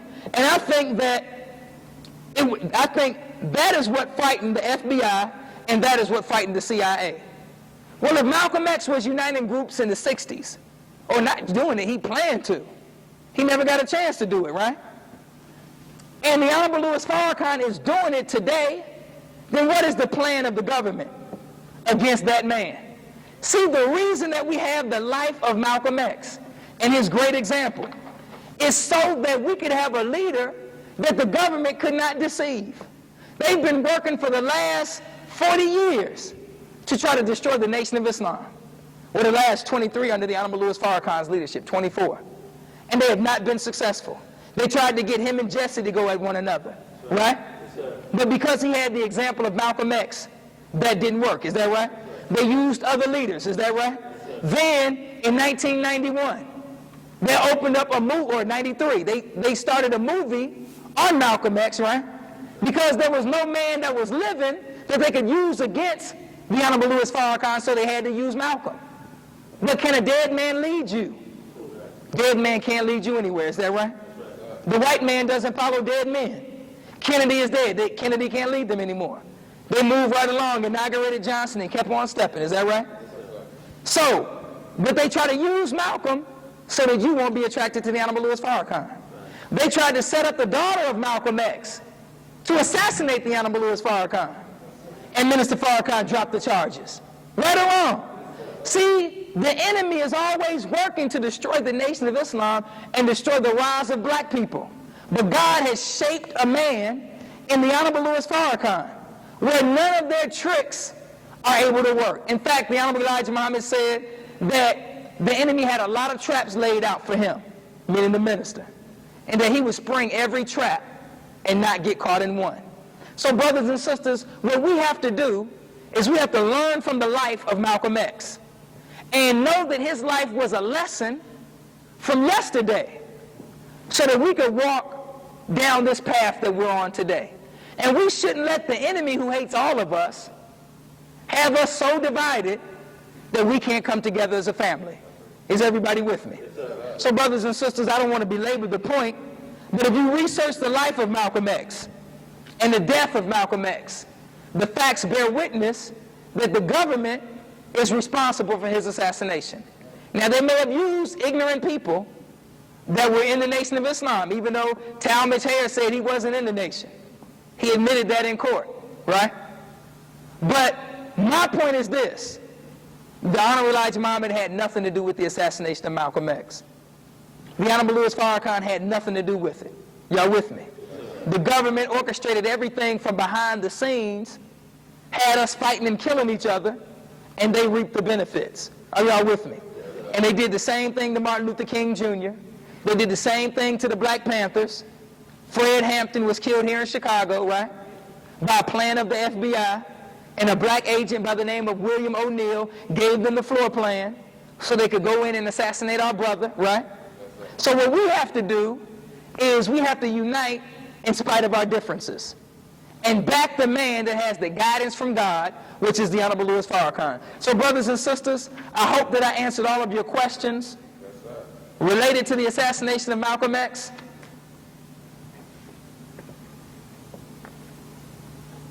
I'm making sure I covered everything. Yes, sir. Brother had a question, and we closing out.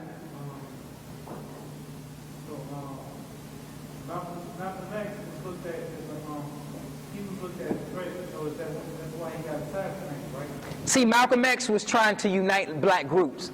Even at the end of Malcolm X's life, he was trying to come back in the Nation of Islam, which many people don't tell you. And he wanted to unite all of the civil rights group into one group and put pressure on the United States government through the UN. So since he was planning that, the government did not want to be embarrassed before the world, so they had to deal with him. But they couldn't just come kill him. They had to make it appear as though the Nation of Islam had him assassinated. Y'all with me? So is that the same? So is it the same thing that they're trying to do to the ministers? They're trying to get people to play a role in the Nation of Islam. Oh, yes, sir. So assassinate him. Yes, sir. That's the same thing. The reason I brought up the information at the end is because if they were afraid of Martin Luther King and they were afraid of Malcolm X and they were afraid of the leaders at that time, and the Honorable Louis Farrakhan has a greater appeal today by the grace of God only to more people than any of those people in the past, then what is their plan as it relates to him? Y'all with me? See, these are the things you want to think about. They always want, the government wants to deny black people leadership. When the FBI, they hated Martin Luther King Jr., they planned his assassination, they knew he was going to be assassinated, but did you know they chose Martin Luther King Jr.'s replacement? Yes, they did. It was a man by the name of Samuel R. Pierce. They agreed that he would be a good leader for Negro people because they didn't like Martin Luther King Jr. So you have to always keep in mind that there's a plan behind the scenes to deal with our leaders. And even though you may not like some of them, even though they may make mistakes, you have to always keep in mind, well, what is the government doing to manifest their weakness? Y'all heard of Marion Barry, right? That's a man that was on television smoking crack with a prostitute. And all the black people say, oh man, look at him. This nigga on TV smoking crack. But they didn't tell you that the government spent $20 million to trap the man so they could put him on TV. They didn't tell you what they did to get him in that room. All they did was put him on TV and we made mockery of him. Is that right? All praise is due to Allah. So brothers and sisters, I don't want to belabor the point. I would like to leave you as I came before you with the greeting words of peace. We say it in the Arabic language of Assalamu alaikum.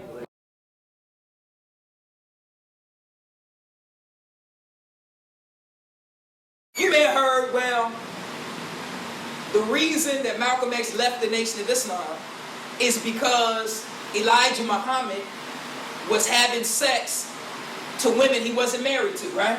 Yeah. He was having extramarital affairs, right? That's what they say. Now let's deal with that. Now, how many of y'all heard of Bill Clinton before? First black president. They call him the first black president, right? Oh, that is.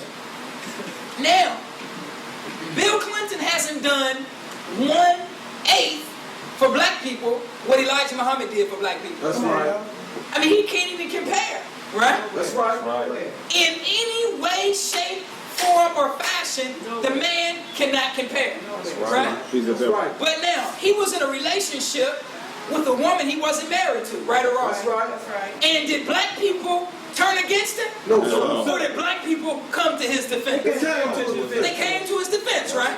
Because they said that the good he did outweighed him being with Monica Lewinsky. And here's a man that's using a cigar as a sex toy. That's right. And you can defend him, but you can't defend a man that worked 44 years and built a nation for black people. You can't defend him. That's crazy. You never heard no people say, well, since Bill Clinton cheated on his wife, I don't want to be in America. That's right. I thought he was a righteous man. That's right. I thought he was a good man. But he cheated on his wife. That's right. I don't want to be in America. The hell with America. That's a shame. Have you ever heard anybody say that? No, sir. Kennedy cheated on his wife. Right or wrong? Right. With many women. Now, I'm not saying Elijah Muhammad cheated on his wife. That's right. I'm just manifesting the hypocrisy. That's right. Some of you right now got Kennedy's picture up in the That's house. right. Next to Martin Luther King. That's right. Right? And the white Jesus. That's right. You got Kennedy right there.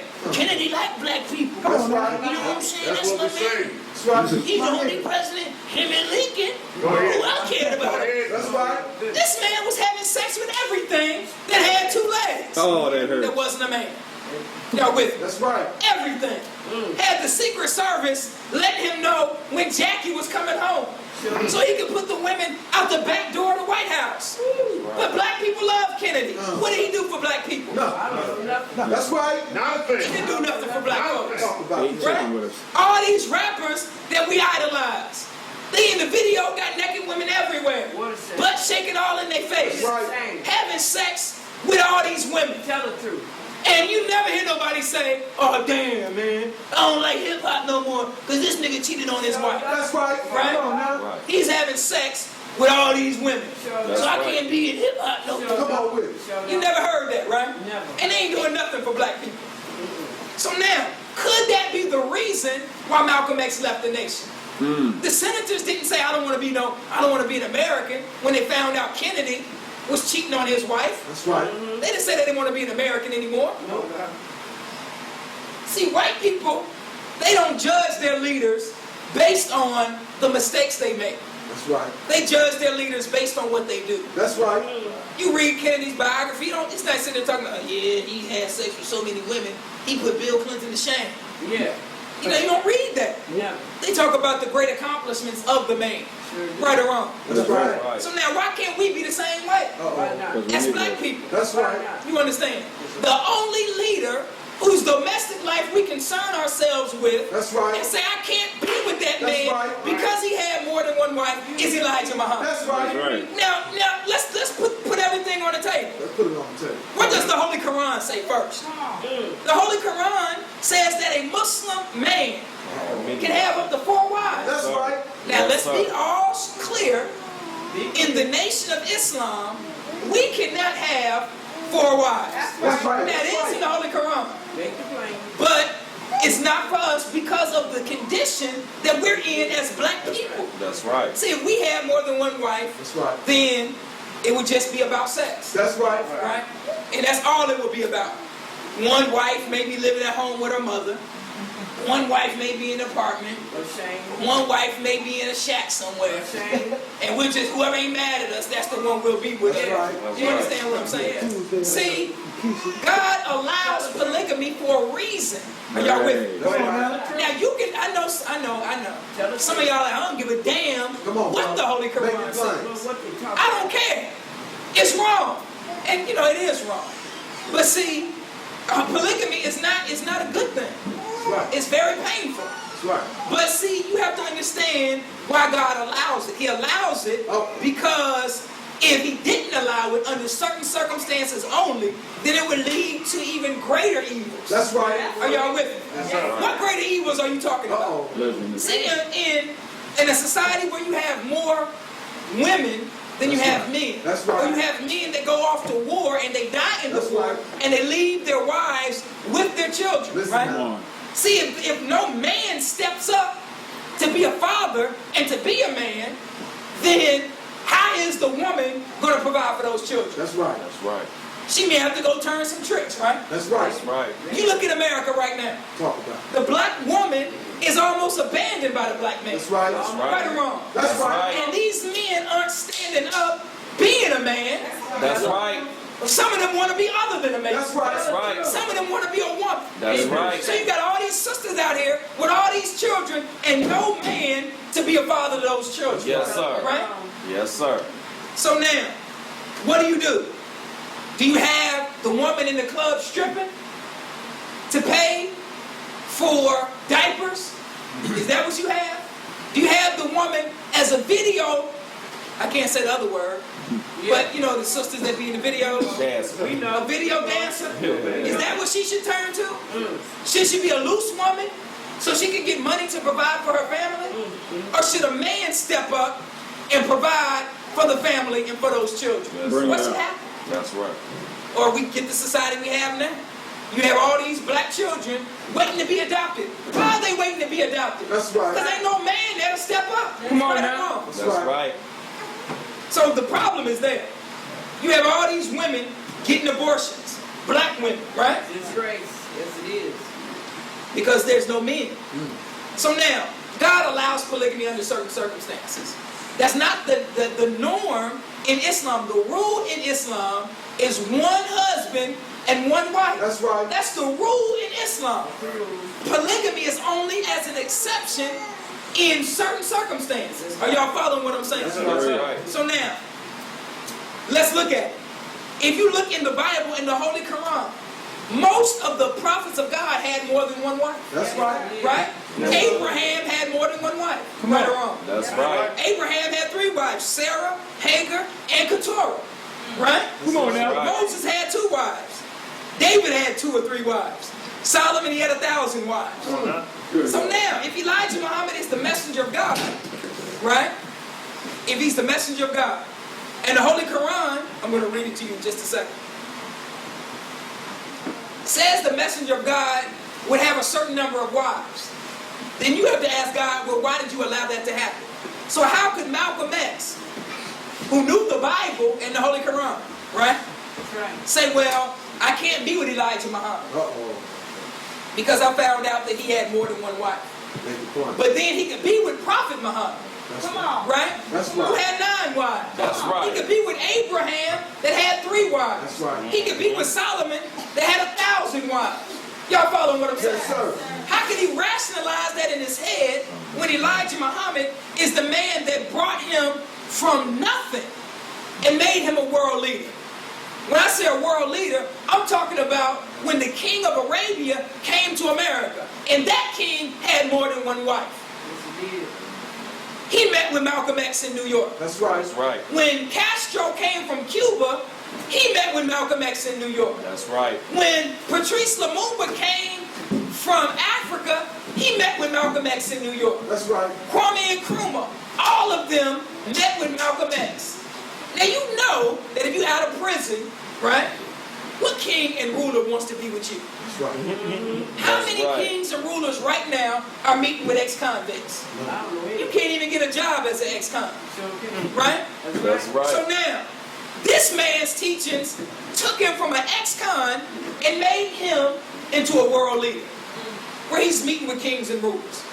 So now, how could he, now that he finds out that the man that saved his life and gave him life, Talk about it. that this man, because he has more than one wife, is not a good man? Was that the real reason Uh-oh. that Malcolm X left the nation?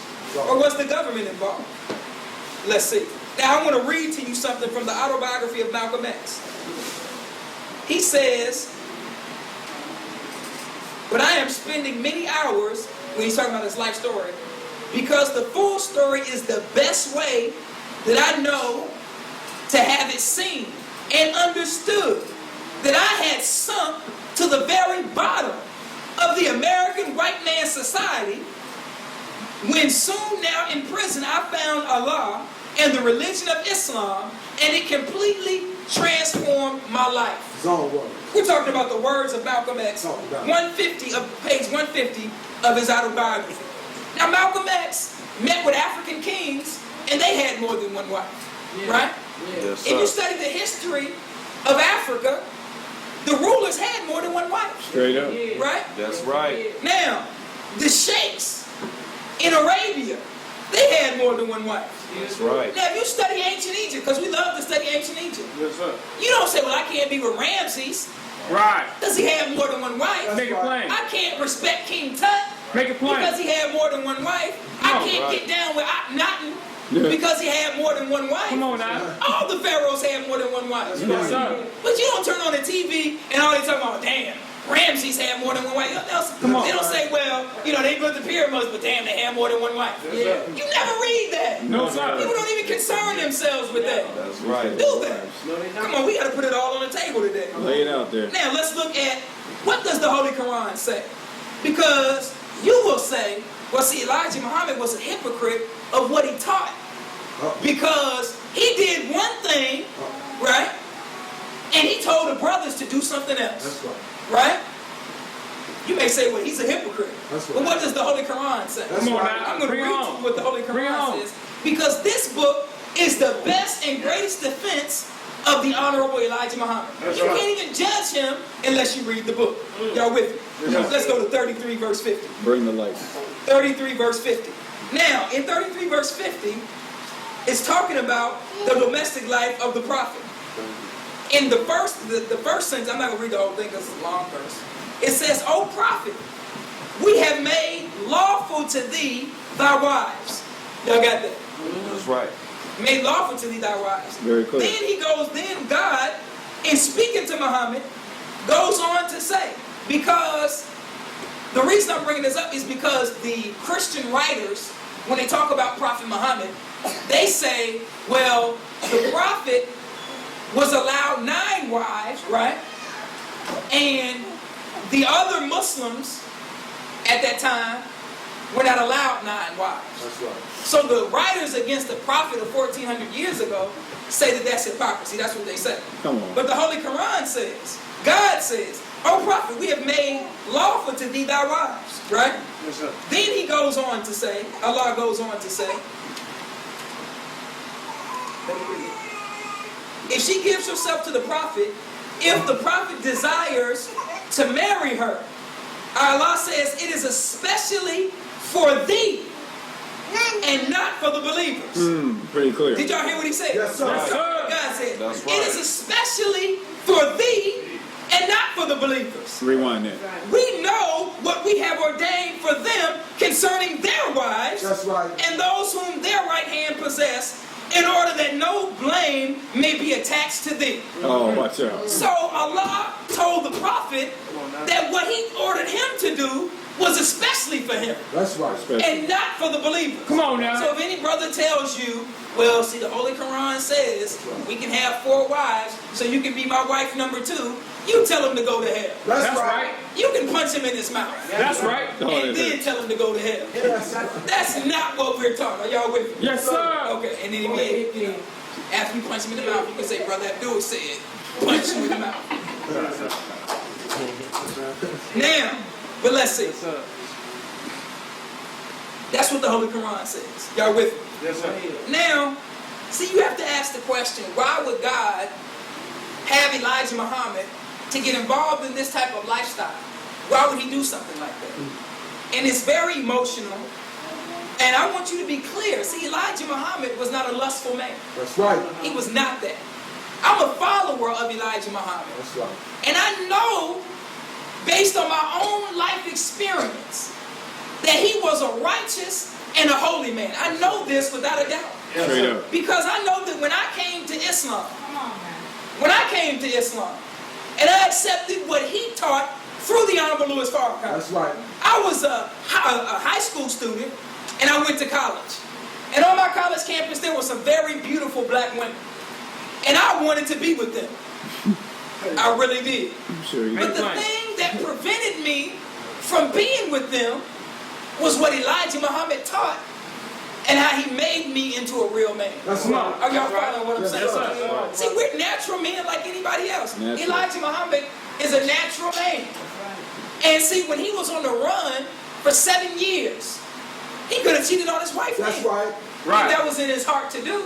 Right. He's all over the country, not seeing his wife for 7 years. Come on. Now, if you married, right, to a woman, and you're not having relations with your wife, that may be a trial for you, right? Sure does.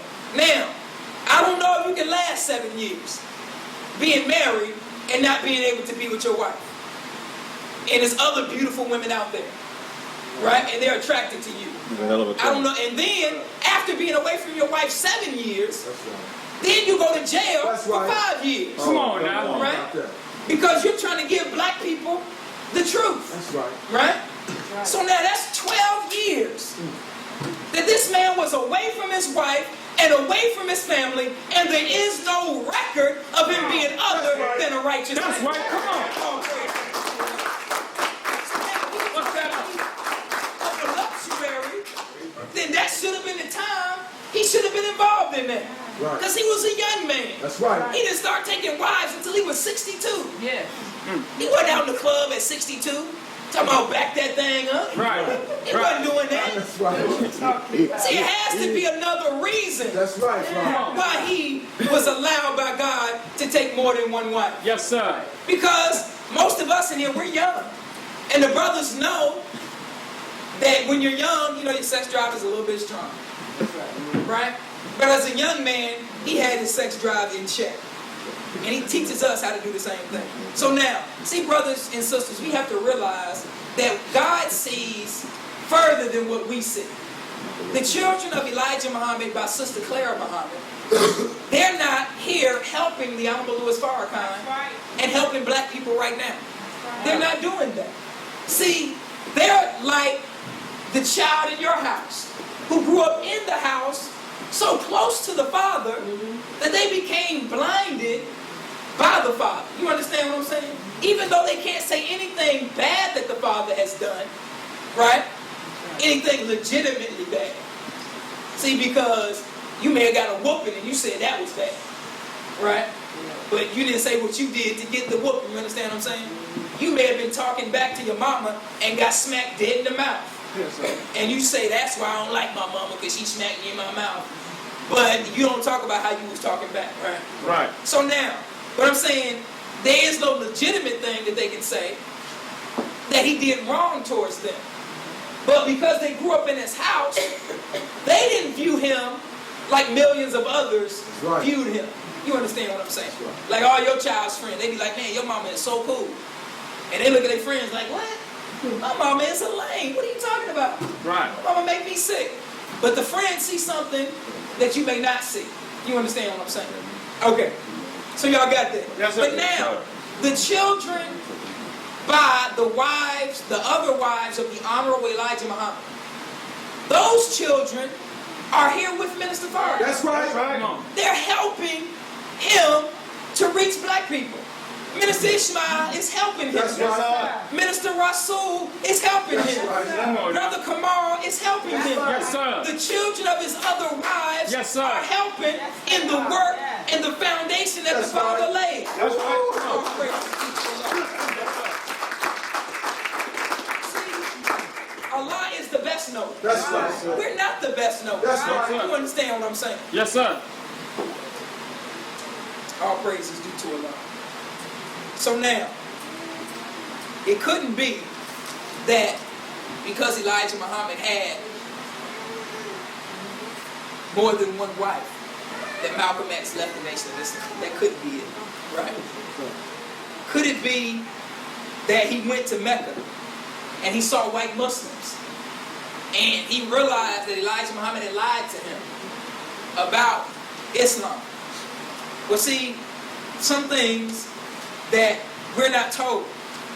Because most of us learn about Malcolm X from watching the movie, right? That's right. That's how we learn about him. But the movie is not factual. That's right. Malcolm X went to Mecca in 1959. Talk about that.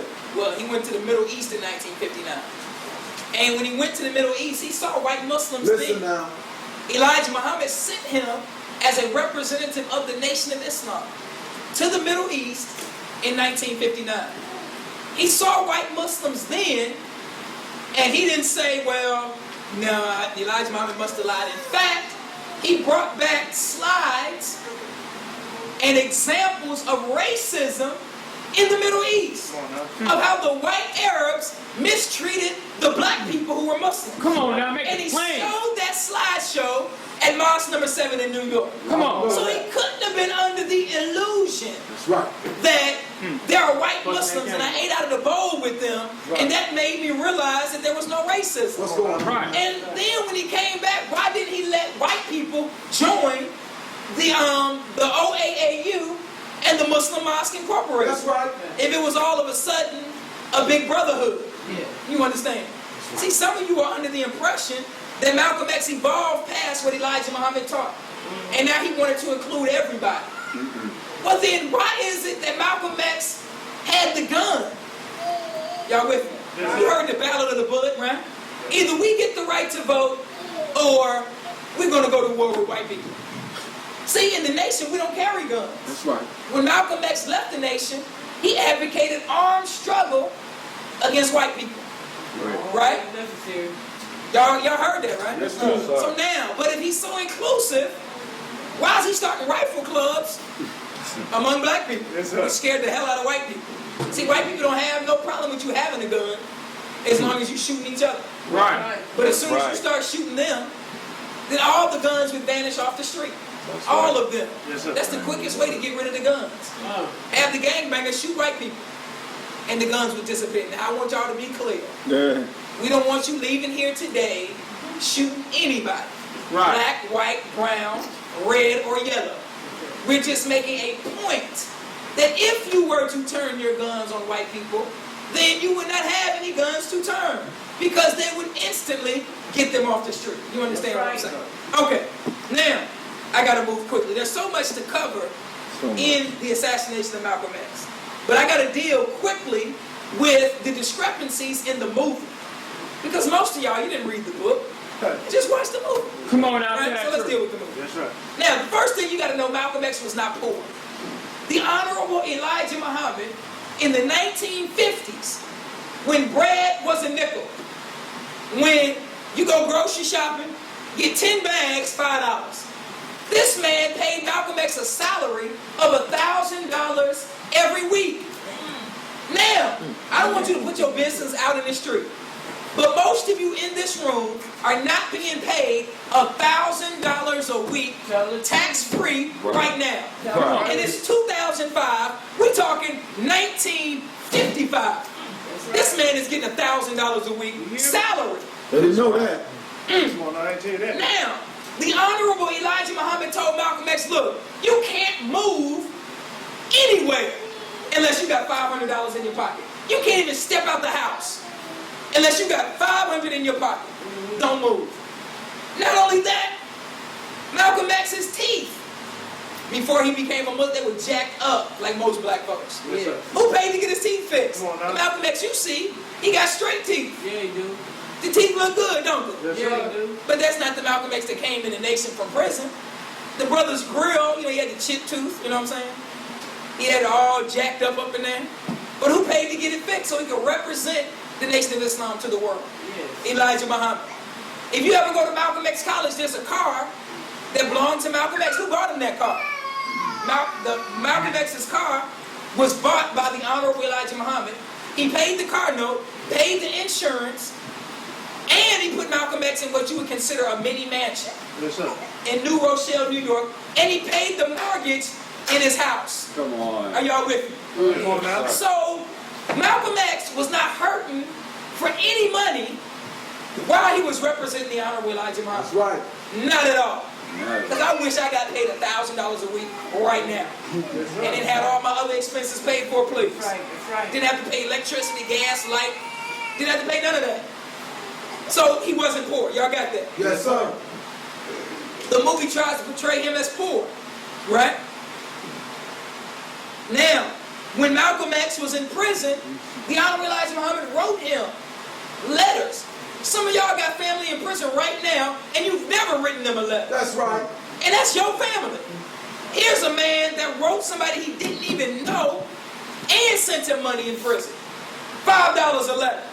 Now that's in the he went to prison in what, 52? Something like that. He came out in 52. He went to prison in 47. Heard about the teachings in 48.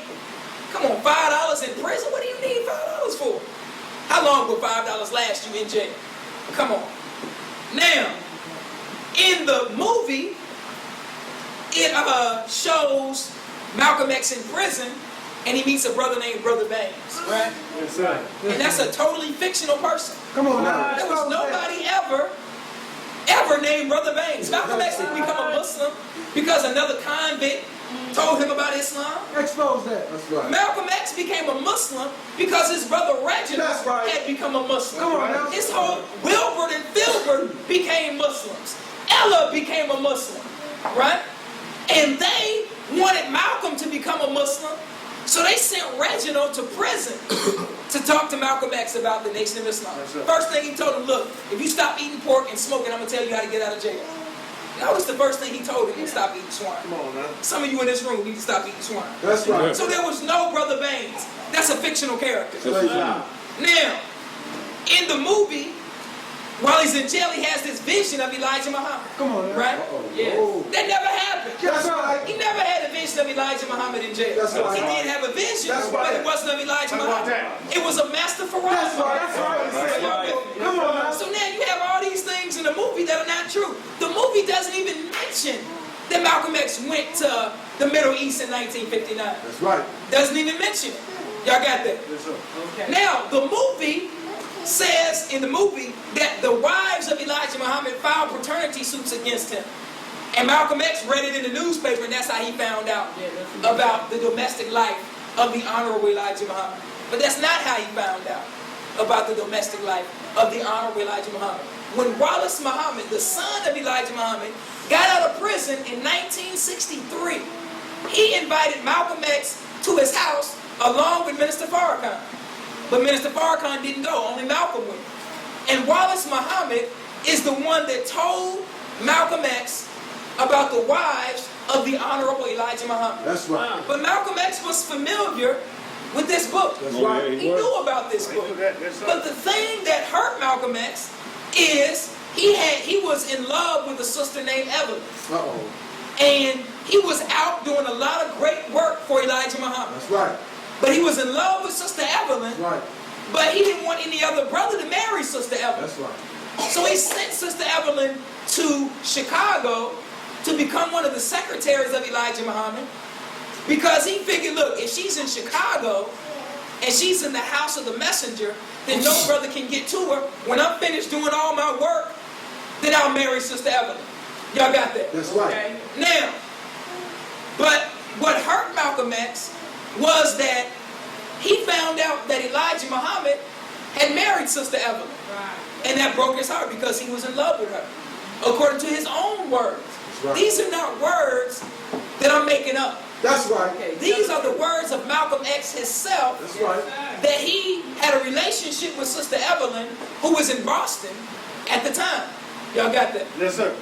But she went to Chicago based on Malcolm X's instructions. So there was a lot of pain in Malcolm's heart. Yes. But he knew that Elijah Muhammad wasn't acting outside of the religion of Islam. He knew it and could defend it. Are y'all with me? Go ahead. And he even told the minister that he knew it and could defend it, right? So now, but in the movie, it says, well, that these wives had filed paternity suits against Elijah Muhammad, and that's how Malcolm found out. But in reality, when Malcolm X left the nation, see, the wives had no desire to file paternity suits That's right. against Elijah Muhammad. But when Malcolm X left the nation, he encouraged them That's right. to file paternity suits against Elijah Muhammad. Got the lawyer and everything. Are y'all with me? That's right. So there are a lot of discrepancies A with lot. the movie on that are now. not necessarily true. Yes. Now, and see, the movie doesn't deal with, which is what we're going to deal with, and we're going to wrap it up. The movie doesn't deal with the role of the government